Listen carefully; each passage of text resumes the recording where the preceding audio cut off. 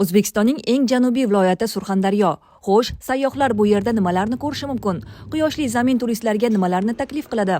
O'zbekiston Turizm qo'mitasi hamda viloyat boshqarmasi tomonidan tashkil etilgan press tur davomida shu savolga javob topamiz. Mana shu joy maktab bo'lgan desam ishonasizlarmi? Keling.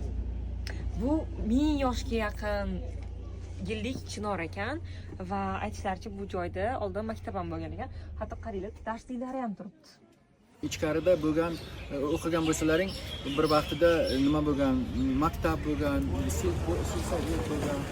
Safarimizni Xo'jamayxona ziyoratgohidan boshladik. Tog'lar orasida joylashgan bu joyga yetib borishning o'ziyoq sarguzasht. Yo'l bo'ylab cho'l manzaralari, keyin esa birdan paydo bo'ladigan qizg'ish devorli kanyon. 3 million yil oldin suv bo'lgan, полностью. Darband rayonida dar degani eshik degani, band degani yo'q bo'lgan. То есть mana shu yerdan o'tolmasa, yopib qo'ysa, уже hech kim o'tolmaydi.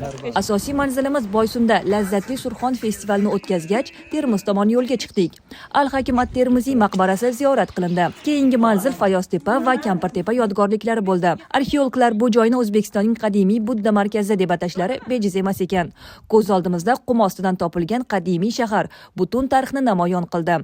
Shunday qilib Surxondaryo tabiat, tarix, mazali taomlar va urf-odatlar jamlangan diyor ekaniga guvoh bo'ldik.